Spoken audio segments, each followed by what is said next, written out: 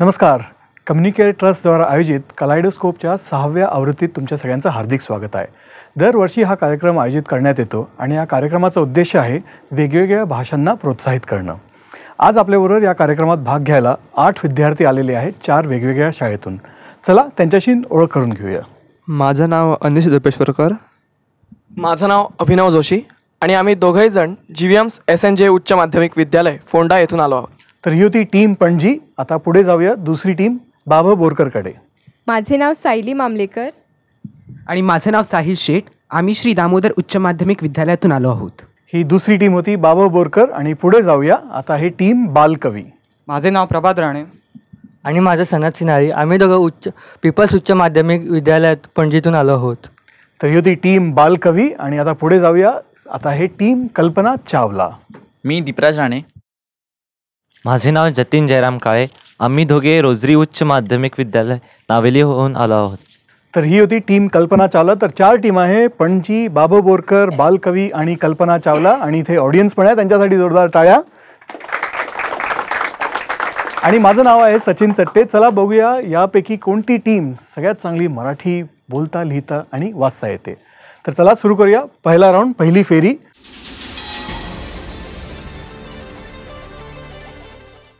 या फेरीत तुम्हाला कोणताही एक विषय निवडता येईल. तुम्हाला विषय माहिती आहे, तो क्रीडा असू शकतो किंवा व्याकरण असू शकते किंवा औद्योगिक बांधकाम त्याच्यावर पण असू शकतो. तुम्हाला कोणताही एक विषय निवडायचा आहे. आपण सुरू करूया डावीकडनं, टीम पणजीकडनं. आणि तुम्ही जर बरोबर उत्तर दिलं तर तुम्हाला मिळतील 6 अंक. जर तुम्ही चुकीचं उत्तर दिलं तर तुम्हाला काही अंक नाही मिळणार. तो प्रश्न पुढे जाईल. सुरू करूया इथून. टीम पणजीकडनं तुमचा विषय आहे उद्योग. या फेरीत काही निगेटिव्ह मार्किंग नाही आहे. जर तुमचं उत्तर चुकलं तर काही हरकत नाही, तुम्हाला काही मायनस मार्क्स नाही मिळणार त्याच्यासाठी. उद्योगावर तुमचा प्रश्न आहे. भारतात बांधकाम उद्योग हा सर्वाधिक भ्रष्ट आहे आणि त्या खालोखाल दूरसंचार क्षेत्राचा क्रम लागतो, असं अहवाल कोणी सादर केलं?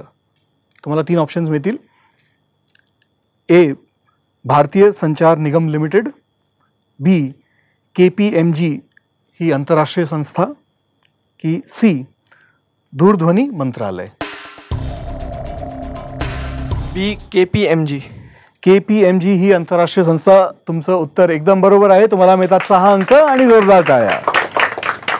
तर चांगली सुरुवात झालेली आहे पणजीची. त्यांना 6 अंक मिळाले. आता पुढे जाऊया दुसऱ्या टीमकडे. बाबा बोरकर, तुमचा विषय आहे क्रीडा. क्रीडा. तुमचा प्रश्न आहे, जागतिक हौशी बिलियर्ड्स विजेतापद मिळवणारा पहिला भारतीय कोण होता? तुमचे ऑप्शन्स आहे. A, Geet Sethi. B, Wilson Jones. आणि C, Manoj Kothari. Wilson Jones. Wilson Jones. थोडा विचार केला तुम्ही, पण उत्तर तुमचं एकदम बरोबर आहे. तुम्हाला मिळतात 6 अंक. Wilson Jones. आता पुढे जाऊया टीम बालकवीकडे. तुमचा विषय आहे व्याकरण. व्याकरणावर तुमचा प्रश्न आहे. इतर मुले माझ्याकडे पाहून फिदी फिदी हसत होती, अधोरेखित शब्दाची जात ओळखा. आणि तुमचे 3 ऑप्शन्स आहे. ए, क्रियाविशेषण. बी, क्रियापद. की सी, उभयान्वयी. क्रियाविशेषण. क्रियाविशेषण हे एकदम बरोबर आहे. तुम्हाला मिळतात 6 अंक आणि जोरदार टाळ्या त्यांच्यासाठी. टीम बालकवी. आता पुढे जाऊया. क्रीडा. टीम कल्पना चावलानी निवडला आहे क्रीडा. आणि क्रीडावर तुमचा प्रश्न आहे. 400 मीटर धावण्याच्या शर्यतीत एशियाई स्पर्धेत सुवर्णपदक जिंकणारी पहिली भारतीय महिला कोण होती? ML वालसम्मा हे तुमचं पहिलं ऑप्शन आहे.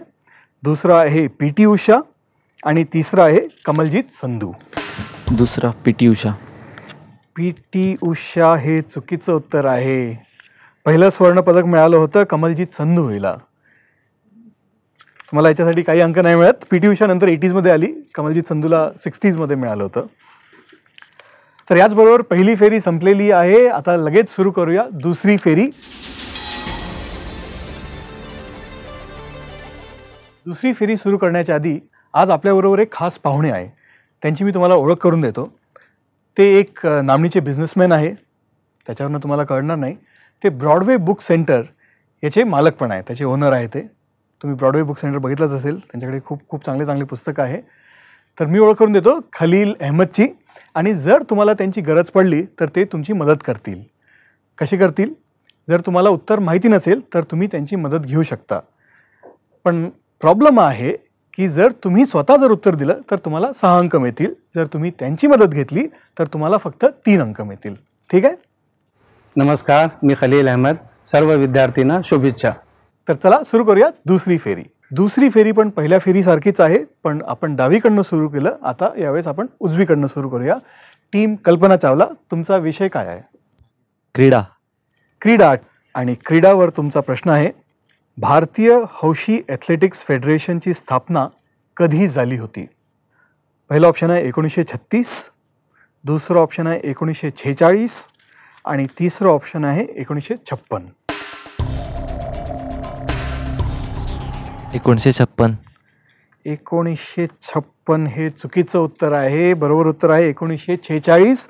काही हरकत नाही, अजून 3 राऊंड बाकी आहे, तुम्हाला त्याच्यात अंक मिळू शकतात. पुढे जाऊया टीम बालकवीकडे, आणि तुमचा विषय आहे व्याकरण. व्याकरण. व्याकरणवर तुमचा प्रश्न आहे टीम बालकवी, दयावान याचा विरुद्धार्थी शब्द काय आहे? आणि तुमचे ऑप्शन्स आहे ए निर्दयी, 2 भामटा आणि तिसरा क्रूर. निर्दयी. निर्दयी हे एकदम बरोबर आहे. तुम्हाला मिळतात 6 अंक आणि टाळ्या त्यांच्यासाठी. टीम बालकवी, तुमचं उत्तर एकदम बरोबर आहे. आता पुढे जाऊया टीम बाबा बोरकरकडे, तुमचा विषय बांधकाम उद्योग. बांधकाम उद्योगवर तुमचा प्रश्न आहे, बांधकाम घोटाळ्यात कोणाची चौकशी करण्यासाठी CBIची तयारी होती? तुमचे 3 ऑप्शन्स आहे, A.K. अँथनी, दुसरं आहे पुण्याचे खासदार सुरेश कलमाडी आणि तिसरं आहे राहुल गांधी. पुण्याचे खासदार सुरेश कलमाडी. तुमचं उत्तर एकदम बरोबर आहे. यांना मिळतात 6 अंक आणि जोरदार टाळ्या परत एकदा. त्यांनी दोन्ही फेरीत बरोबर उत्तर दिलं. आता पुढे जाऊया टीम पणजीकडे, आणि तुमचा विषय आहे उद्योग. उद्योग. टीम पणजी, तुमचा प्रश्न बांधकाम आणि उद्योगवर हा आहे, बांधकाम उद्योगाला कोणता दर्जा दिलेला आहे?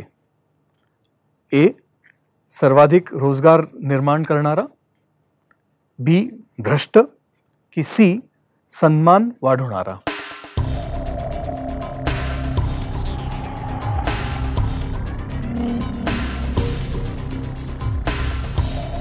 सर्वाधिक रोजगार वाढवणारा.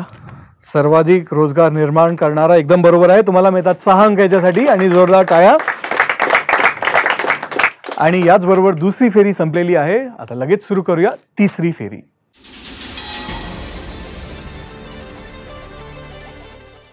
तर चला आता सुरू करूया तिसरी फेरी. तिसरी फेरी थोडी वेगळी आहे. तुमच्या समोर एक एनव्हलप आहे, त्याच्यात एक शब्द लिहिलेला आहे.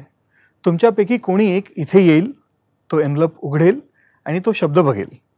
तुम्हाला तो शब्द या ड्रॉइंग बोर्डवर काढून दाखवायचा आहे आणि तुमचा पार्टनर आहे त्याला तो शब्द ओळखायचा आहे.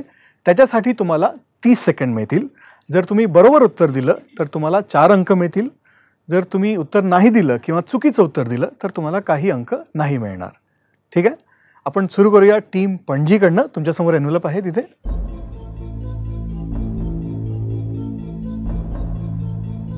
तुमचे 30 सेकंड सुरू होतात आता.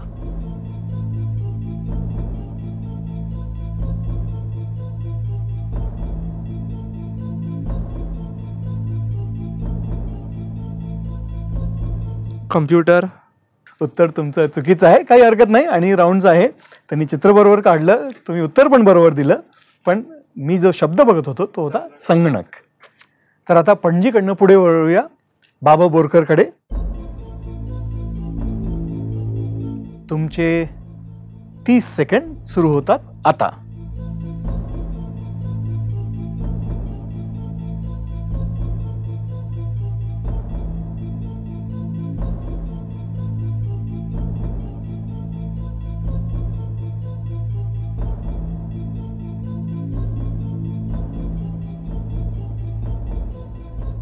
जहाज.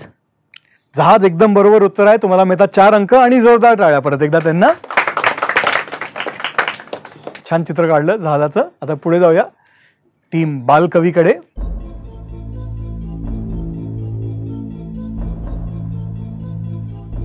आणि तुमचे 30 सेकंड सुरू होतात आता.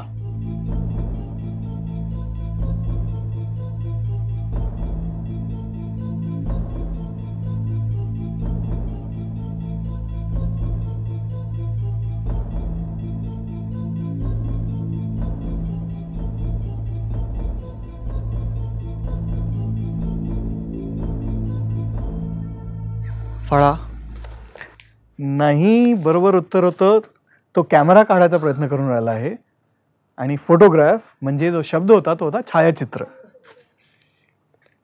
काही हरकत नाही. टीम बालकवी, तुम्हाला काही अंक नाही मिळत त्याच्यासाठी. आता आपण पुढे जाऊया टीम कल्पना चावलाकडे.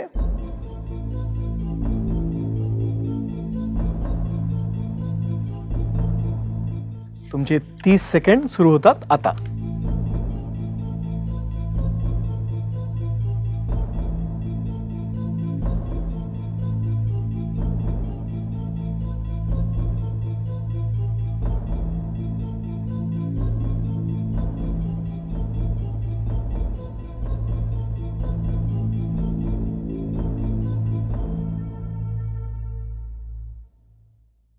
बाग.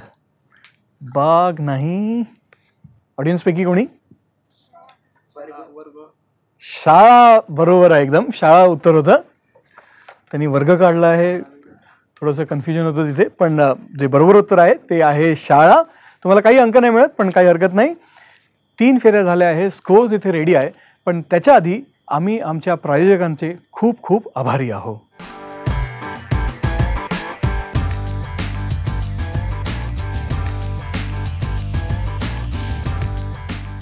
कलायडोस्कोप हा कार्यक्रम कम्युनिकेट ट्रस्टनी आयोजित केलेला आहे आणि ते असेच विविध कार्यक्रम आयोजित करत असतात. काही दिवसाआधी त्यांनी वेस्ट म्हणजे कचऱ्यावर एक वर्कशॉप, एक कार्यशाळा आयोजित केली होती. तिथे लहान मुलांनी भाग घेतला आणि तिथे काय झालं, कसं झालं ते बघूया.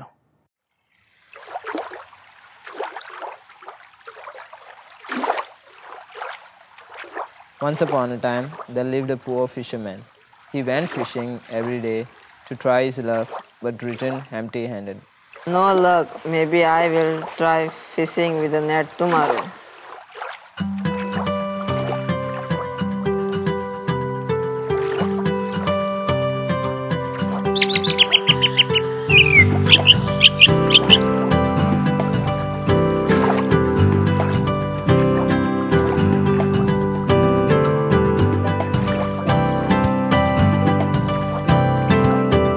So next day he was back fishing, but today with the net.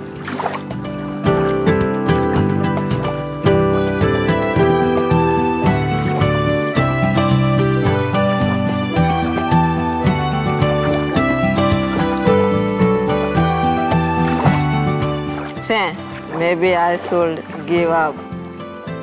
This is not for me. I should try and get some other job.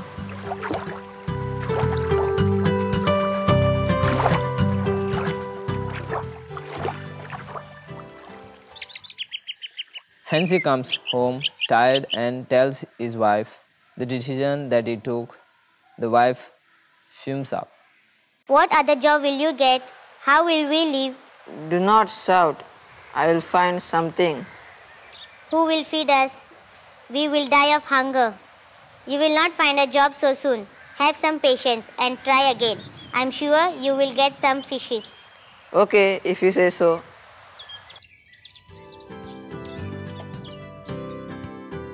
The next day, the fisherman decides to take all his equipment since he is trying his last luck. Then suddenly something strikes his stick and the net. He couldn't believe his eyes. There were fishes but of gold.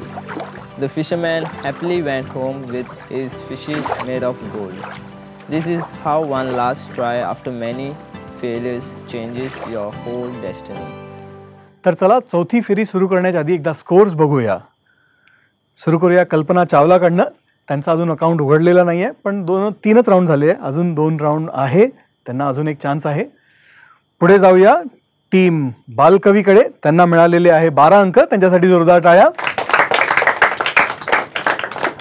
आणि 12 अंक मिळालेले आहे team पणजीला. त्यांच्यासाठी पण टाळ्या. आणि first प्लेसवर आहे team बाबा बोरकर, त्यांना मिळालेले आहे 16 अंक. त्यांनी आता सध्या तरी सर्वप्रथम स्थान ग्रहण केलेलं आहे, पण आता बघूया पुढे काय होते ते. तर चला सुरू करूया चौथी फेरी.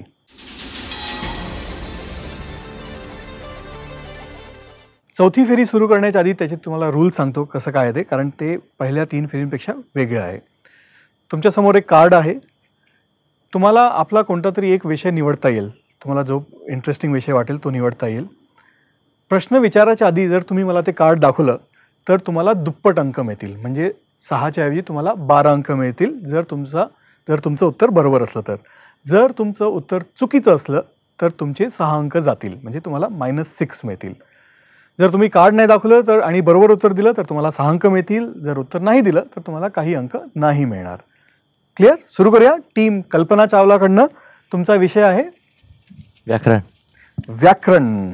पहिल्यांदा त्यांनी आता क्रीडा सोडून व्याकरणकडे आले. तर आता बघूया. आणि तुम्हाला अंक दुप्पट करायचे आहे.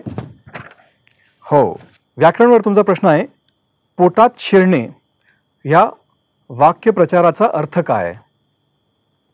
ए, वश करून घेणे, बी, खूप भूक लागणे, की सी, इजा करणे?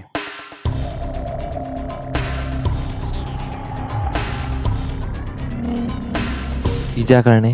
इजा करणे हे चुकीचं आहे. जे बरोबर उत्तर आहे ते आहे वश करून घेणे. पोटात शिरणे म्हणजे वश करून घेणे.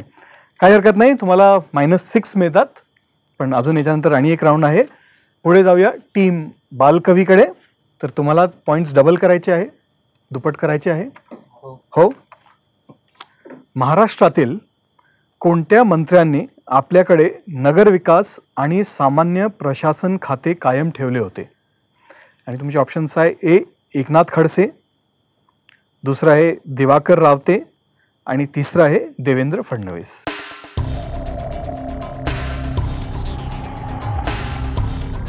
सी, देवेंद्र फडणवीस.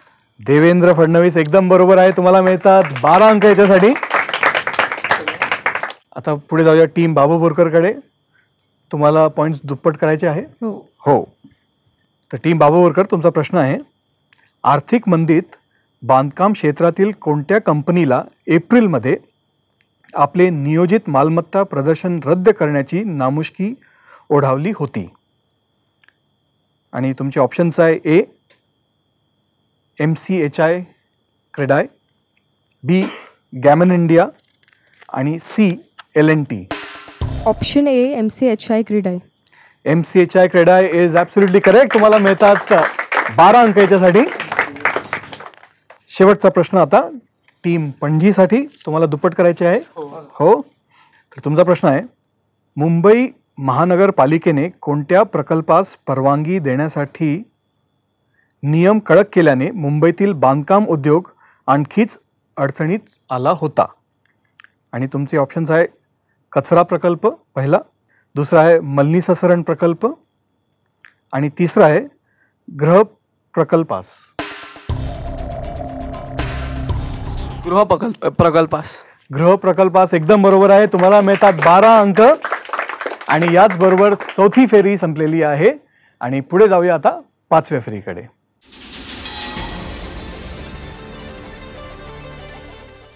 तर चला आता 5वी आणि अंतिम फेरी सुरू करूया. पण अंतिम फेरी सुरू करण्याच्या आधी आम्ही आभारी आहोत कम्युनिकेट ट्रस्टचे विलियम रॉड्रिक्स, जॉन लिनो डिमेलो, मिताली भट्टाचार्य आणि डेटी स्टुडिओचे नितीन आणि सचिन पाटील आणि सचिन संभाजी.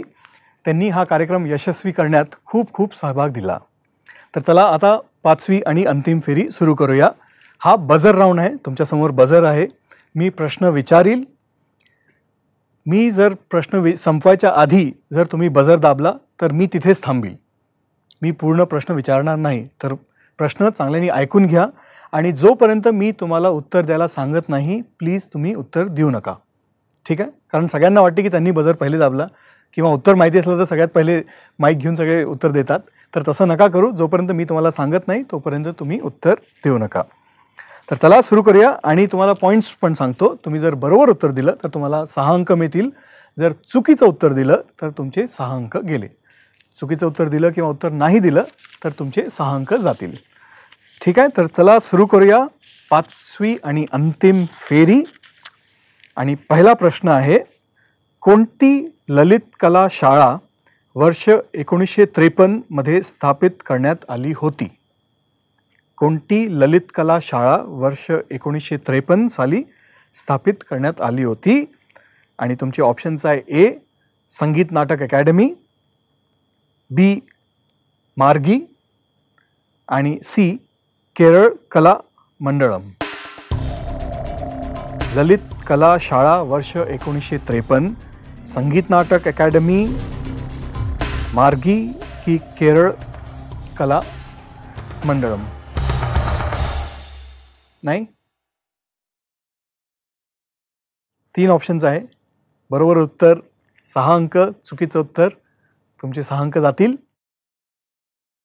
नाही, कोणती टीम ट्राय नाही करत आहे? ऑडियन्स? संगीत नाटक अकादमी. पॉइंट्स कोणालाही नाही मिळणार, पण त्यांचं उत्तर एकदम बरोबर आहे, संगीत नाटक अकॅडमी. तर चला आता पुढचा प्रश्न. पहिल्या प्रश्नाचं उत्तर कोणी नाही दिलं. बोट रेडी ठेवा बझरवर.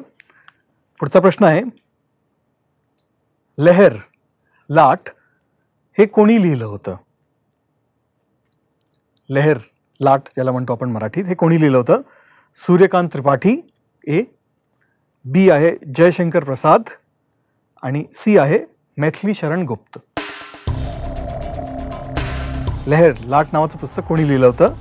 सूर्यकांत त्रिपाठी, जयशंकर प्रसाद की मैथिली शरण गुप्त?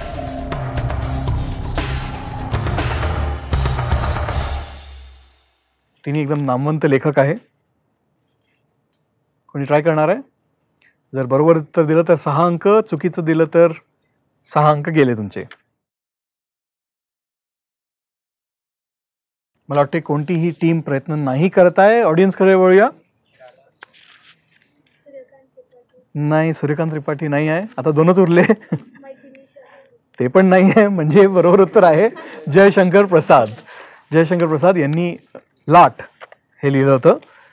पहिले 2 प्रश्न एकही टीमनी अटेम्प्ट नाही केलं बझर दाबायचं. आता बघूया काय होते ते. हे थोडं सोपी आहे, हे थोडं जॉग्रफीवर बेस्ड आहे.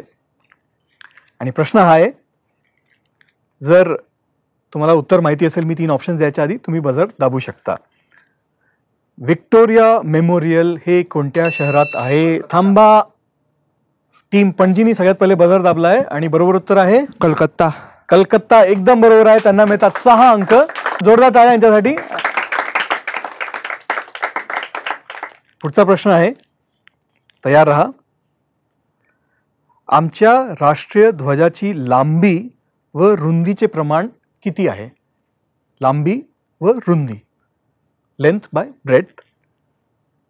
3:5, 3:5 की 2:3 म्हणजे 2:3, 2 आणि 3 की 2 आणि 4? त्याचा रेशो काय आहे? 3:5, 2:3 की 2 आणि 4? टीम बालकवीनी बझर दाबला आहे आणि उत्तर आहे 3:5. 3:5 हे चुकीचं उत्तर आहे. बरोबर उत्तर आहे 2:3, 2/3 हा रेशो आहे. काही हरकत नाही. आणि प्रश्न आहे, रेडी राहा. तुमचा प्रश्न आहे, गुरुदेव रवींद्रनाथ टागोर यांनी जनगण मन भारताचे राष्ट्रगीत म्हणून दत्तक घेतलं आहे. त्यामधील किती गाण्यांची कडवी दत्तक होते? पहिलं केवळ प्रथम श्लोक, संपूर्ण गाणे आणि तिसरा आणि चौथा श्लोक. त्यापैकी कोणता आहे? जनगण मन राष्ट्रगीत, नॅशनल अँथम, ते दत्तक घेतलं होतं. त्याच्यातली किती गाण्यांची कडवी दत्तक होती? ट्राय करायचं आहे कोणाला? नाही, डाऊट आहे. -6 होऊन जाईल. तर या प्रश्नाचं उत्तर कोणाला माहिती नाही. या प्रश्नाचं बरोबर उत्तर आहे केवळ प्रथम श्लोक. तर चला आता वळूया शेवटच्या प्रश्नाकडे. शेवटचा प्रश्न आजच्या या कार्यक्रमाचा हा आहे, पुरी येथील रथयात्रा कोणत्या देवताच्या सन्मानाने साजरा केली जाते? पुरी येथील रथयात्रा कोणत्या देवताच्या सन्मानाने साजरा केला जातो? ए जगन्नाथ. टीम पणजीनी बजर दाबलं आणि उत्तर आहे जगन्नाथ. जगन्नाथ एकदम बरोबर आहे. तुम्हाला मिळतात 6 अंक. तुम्हाला माहिती होतं की तुम्ही रिस्क घेतली ती थोडी?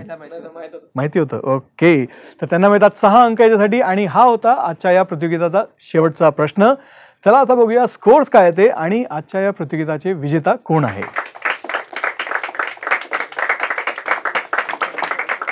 चला तर बघूया स्कोर्स काय ते आणि कोणत्या 2 टीमांना फायनलमध्ये प्रवेश मिळालेला आहे. तर सर्वप्रथम कल्पना चावला, त्यांना मिळालेले आहे -6. हरकत नाही, त्यांच्यासाठी टाळ्या. त्यांनी इथे येऊन आजच्या या कार्यक्रमात भाग घेतला. तिसऱ्या स्थानावर आहे टीम बालकवी, त्यांना मिळालेले आहे 18 अंक. जोरदार टाळ्या त्यांच्यासाठी पण. टीम बाबू बोरकरला मिळालेले आहे 28 अंक, त्यांच्यासाठी पण टाळ्या. त्यांना फायनलमध्ये प्रवेश मिळालेला आहे. आणि आजच्या कार्यक्रमाचे विजेता टीम पणजी, त्यांना मिळालेले आहे 36 अंक.